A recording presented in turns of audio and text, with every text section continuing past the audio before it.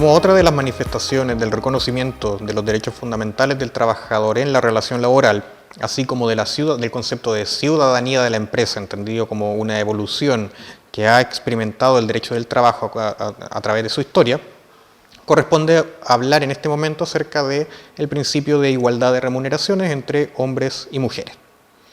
La igualdad de remuneraciones entre hombres y mujeres por un trabajo de igual valor o por el mismo trabajo ha sido reconocida por la Organización Internacional del Trabajo como un derecho humano fundamental y se ha estipulado en esos términos en distintos tratados internacionales ratificados por Chile. Entre ellos, y señaladamente, el Convenio número 100 de 1951 de la Organización Internacional del Trabajo, que lo trata especialmente estableciendo la obligación de los Estados partes de adoptar las medidas a nivel constitucional y legislativo y administrativo para propender a la igualdad de remuneraciones entre hombres y mujeres por un trabajo de igual valor. Para hablar del derecho a la no discriminación en materia de remuneraciones entre hombres y mujeres, debemos atender a determinados conceptos previamente. Entre ellos, entender que esta igualdad de remuneraciones descansa en primer lugar en el principio de igualdad, que consiste, en resumen, en que hombres y mujeres deben ser tratados por igual y con igual consideración y respeto. Y además descansa, su otro pilar, es el principio de la no discriminación, que es lo que prohíbe el otorgamiento de un trato diferente a una persona en relación a otra, sin justificación razonable o sobre la base de criterios sospechosos de discriminación, que en el caso que nos convoca podrá ser el sexo o género. A su vez debemos entender en qué consiste la igualdad ante el derecho. Y así es que la igualdad jurídicamente considerada tendrá una faz formal y una faz material o sustantiva. A su vez, la igualdad formal contempla distintas manifestaciones. Una de ellas, la igualdad ante la ley, que consiste en que la aplicación de la ley por los poderes públicos debe hacerse sin excepciones y sin consideraciones personales en relación al individuo, a las particularidades de cada individuo. Es decir, la ley debe aplicarse por igual a todos los individuos del Estado. Por otro lado, como otra manifestación de la igualdad formal, está la igualdad en la aplicación y en el contenido de la ley, que se refiere a la necesidad de que el principio de igualdad ante la ley tenga un reconocimiento y una aplicación tanto a nivel constitucional como legal, ante la constatación por los órganos del Estado de que la mera declaración de que todos los individuos son iguales ante la ley no es suficiente para garantizar una verdadera igualdad entre los individuos. En este sentido, debe entenderse como fundamentos sobre los que descansa la igualdad en la aplicación y en el contenido de la ley, el que la ley puede establecer distinciones, pero estas distinciones deben ser razonables. Y además que estas distinciones, además de ser razonables, no deben obedecer a criterios sospechosos de discriminación, tales como el sexo, el origen social, el estado de salud, entre otros. Además de su faz eminentemente formal, la igualdad ante el derecho tiene una faz material o sustantiva. Y esta faz sustantiva de la igualdad supone que la ley debe considerar a las personas destinatarias de normas de alcance general, pero siempre teniendo en cuenta la situación particular de cada individuo. El punto de partida de esta faz sustantiva del concepto de igualdad es el reconocimiento previo de la existencia en la realidad de desigualdades que el derecho debe subsanar a través de normas jurídicas, incluso cuando se contraría la igualdad formal. Como manifestaciones de esta faz sustantiva del concepto de igualdad jurídica, del concepto jurídico de igualdad, tenemos en primer lugar la igualdad de oportunidades. Esto es el mandato de parificación, igualación y en definitiva de legitimación de un derecho desigual, lo que coloquialmente se conoce como emparejar la cancha. También están las acciones positivas, que son medidas de carácter temporal, que tienen como objetivo la igualdad de oportunidades, corrigiendo situaciones que son el resultado de prácticas discriminatorias que culturalmente se encuentran enraizadas en la sociedad y que el derecho no ha podido morigerar. En este sentido es que la igualdad de remuneraciones entre hombres y mujeres es una manifestación concreta de la prohibición de discriminar en razón de sexo o género. En este sentido es que el artículo 19, número 2 de la Constitución Política de la República asegura a todas las personas la igualdad ante la ley, estableciendo de forma perentoria que hombres y mujeres son iguales ante la ley y que ni la ley ni autoridad alguna podrán establecer diferencias arbitrarias, esto es, diferencias cuyo fundamento sea absurdo o contrario a la razón, o que carezcan de fundamento. Este derecho esta prohibición de discriminar también adopta dos fases. Una fase subjetiva, entendida como un derecho subjetivo del individuo a no ser discriminado, que contempla la prohibición de discriminaciones directas por razones de sexo y además la prohibición de discriminaciones indirectas por razones de sexo. ¿Qué son las discriminaciones indirectas? Las discriminaciones indirectas ocurren en aquellos casos en que, si bien la norma ofrece un trato neutro, porque está dirigida a la generalidad de los individuos del Estado y que contempla, se aplica por igual a hombres y mujeres, la norma jurídica no es suficiente para morigerar determinados comportamientos culturales que se encuentran enraizados en nuestra sociedad, de tal manera que en los hechos la aplicación neutra de la ley termina por beneficiar a uno de los sexos en perjuicio del otro. Por otro lado, el derecho a la no discriminación contempla una fase objetiva, que consiste en el derecho ya reconocido como norma de aplicación general por el ordenamiento jurídico a que cada individuo sea tratado como un igual, es decir, a que el tratamiento a cada persona se haga con la misma deferencia y respeto. Esta dimensión objetiva del derecho a la no discriminación tiene distintas manifestaciones. En primer lugar está el concepto de acciones positivas, por ejemplo, la inclusión de la definición de discriminación en el Código del Trabajo, las medidas destinadas a difundir prácticas a favor de la mujer, los estudios destinados a lograr este tipo de prácticas y, por supuesto, la promulgación, entre otros, de la Ley 20.348 del año 2009 sobre igualdad de remuneraciones entre hombres y mujeres. Otra manifestación de la faz objetiva del derecho a la no discriminación la encontramos en la discriminación inversa. La discriminación inversa consiste en el establecimiento de beneficios especiales para un determinado grupo en desmedro de otro. Se trata de un trato diferente, pero con el objeto de igualar el punto de partida entre ambos grupos. Ello ocurre, por ejemplo, cuando se exige menos requisitos para quienes pertenecen a una etnia minoritaria para acceder a determinados beneficios, en el sentido de que esta etnia minoritaria ha sido objeto de discriminaciones enconadas culturalmente. Esta clase de discriminación se fundamenta en que el grupo favorecido con estos beneficios está compuesto por personas que tradicionalmente han sido marginadas y postergadas social y culturalmente. Las mujeres son un ejemplo claro de este tipo de grupo. Así tenemos que el derecho fundamental a no ser discriminado por razones de sexo en materia laboral es claramente una manifestación del concepto de ciudadanía en la empresa y de eficacia horizontal de los derechos fundamentales. Entendido esto último como el hecho de que los derechos fundamentales, incluyendo el de la no discriminación, deben ser respetados por todos los miembros de la sociedad, no solamente por el Estado y sus órganos, sino también por las entidades y personas reguladas por el derecho privado, tal como ocurre con empleadores y trabajadores. Así que las cosas, los trabajadores mantienen plenamente vigentes sus derechos fundamentales o ciudadanos aún al interior de la empresa, por lo que las facultades del empresario propias de la administración y que le permiten llevar a cabo la administración de la empresa no pueden desconocer este tipo de derechos fundamentales del trabajador. Ahora, ¿cuáles son las causas de la discriminación en materia salarial que ha perjudicado a las mujeres históricamente? En primer lugar, tenemos que las mujeres desde siempre, desde el inicio de la regulación laboral, se han visto afectadas en el acceso y disminuidas en el acceso al empleo.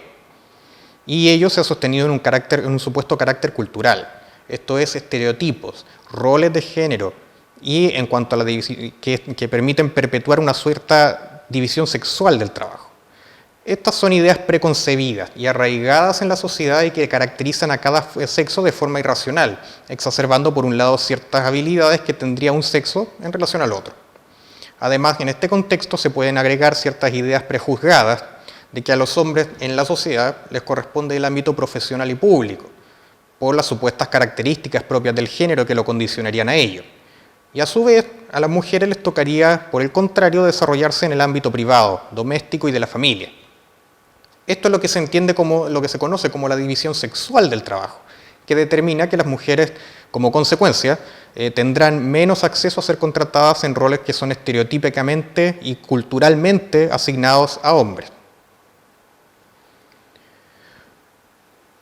Entonces, una de las manifestaciones de la discriminación arbitraria en perjuicio de las mujeres por razón de sexo es, en la práctica, la diferencia arbitraria en la retribución por el mismo trabajo y de igual valor. ¿Cuáles son los motivos de esto? En primer lugar, ya hablábamos de la asignación tradicional de roles en la sociedad asignados a hombres y a mujeres.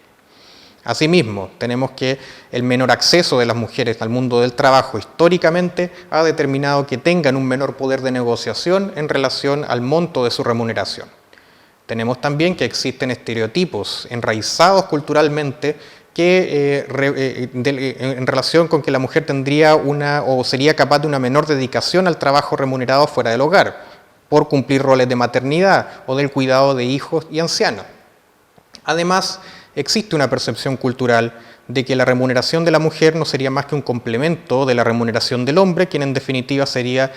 culturalmente entendido como el sostén de la familia. Y también existe una supuesta imposibilidad que afectaría a las mujeres de conciliar la vida familiar con empleos que demandan jornadas más largas o disposiciones para viajar o que exigen una determinada cualificación. En este sentido es que llegamos al año 2009 a la promulgación de la Ley 20.348. Esta ley tiene como antecedente la existencia permanente de una brecha salarial entre hombres y mujeres.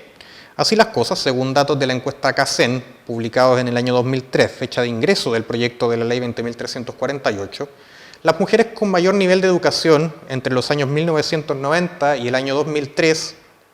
ganaban alrededor de un 49,8% menos que sus contrapartes masculinos con el mismo nivel de educación.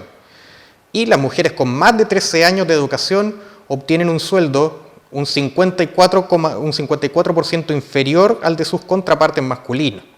Por lo tanto, ya vemos que el problema de la brecha salarial entre hombres y mujeres es un problema transversal que afecta tanto a mujeres con la mayor cualificación profesional posible transversalmente a través de todos los niveles de educación. Además, tenemos que la modificación establecida al artículo introducida al artículo 2 del Código del Trabajo resultó insuficiente para resguardar el derecho a una igualdad retributiva. Y finalmente tenemos la necesidad de adaptar, después de más de 50 años, la legislación chilena al Convenio 100 de la Organización Internacional del Trabajo, de 1951, sobre igualdad de remuneraciones entre hombres y mujeres,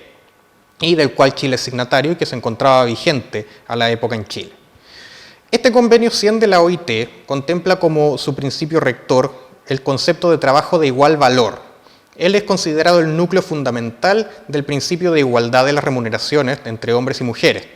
Por lo tanto, no solo debe determinarse la misma remuneración cuando un hombre y una mujer realizan el mismo trabajo, sino que es necesario que se abarquen los trabajos que, si bien son de distinta naturaleza, deben entenderse que tienen el mismo valor, porque exigen un nivel similar o proporcional de esfuerzo, preparación y dedicación a un hombre y a una mujer. En concreto, la Ley 20.348 contempla e introduce en el Código del Trabajo el artículo 62 bis, que en su tenor literal establece que el empleador deberá dar cumplimiento al principio de igualdad de remuneraciones entre hombres y mujeres que presten un mismo trabajo, no siendo consideradas arbitrarias, sin embargo, aquellas diferencias objetivas en las remuneraciones, que se funden, entre otras razones, en las capacidades, calificaciones, responsabilidad o productividad. Las denuncias que se realicen invocando el presente artículo se sustanciarán conforme al procedimiento establecido en el párrafo 6 del capítulo 2 del título primero del libro 4 del Código del Trabajo. Esto es el procedimiento general de aplicación de tutela de derechos fundamentales. Una vez que se encuentre concluido este procedimiento de reclamación para estos efectos previsto en el reglamento interno de la empresa. Examinando esta disposición, Tenemos que, en primer lugar, a diferencia de lo que establece el convenio 100 de la Organización Internacional del Trabajo, el artículo 62 reconoce el principio de igualdad de remuneraciones entre hombres y mujeres por igual trabajo, pero no por trabajo del mismo valor. Y ello porque la discusión parlamentaria de este proyecto determinó que este último concepto, el trabajo de igual valor, no era lo suficientemente claro en el contexto de las normas de no discriminación establecidas por el Código del Trabajo. Asimismo, la misma disposición se complementa estableciendo los casos en que es posible establecer diferencias en la retribución y sin que ello sea arbitrario, pero siempre fundado en principios o en criterios tales como las calificaciones, la capacidad, la idoneidad, la responsabilidad y la productividad, siempre acorde con los principios plasmados en la Constitución Política de la República y en el Código del Trabajo referidos a la no discriminación arbitraria. Como veremos más adelante, la aplicación que han dado los tribunales de justicia a esta norma es amplia, entendiendo que aquellos criterios mencionados en el artículo 62 bis son meramente ilustrativos o ejemplificativos, de tal manera que es posible establecer que incluir dentro de esta norma criterios no contemplados en el tenor literal de la ley. Asimismo, se establece un incentivo a los trabajadores para que reconozcan y acojan en sus relaciones laborales el principio de igualdad de remuneraciones entre hombres y mujeres, estableciendo que en los casos de reclamaciones en contra de multas impuestas por la Dirección del Trabajo respectiva, siempre que acrediten que han dado cumplimiento al principio de igualdad de remuneraciones entre hombres y mujeres, podrán optar a una disminución o una rebaja del 10% de las multas cursadas por la Dirección del Trabajo en forma adicional de lo que se resuelva respecto de solicitudes de reconsideración de multas administrativas.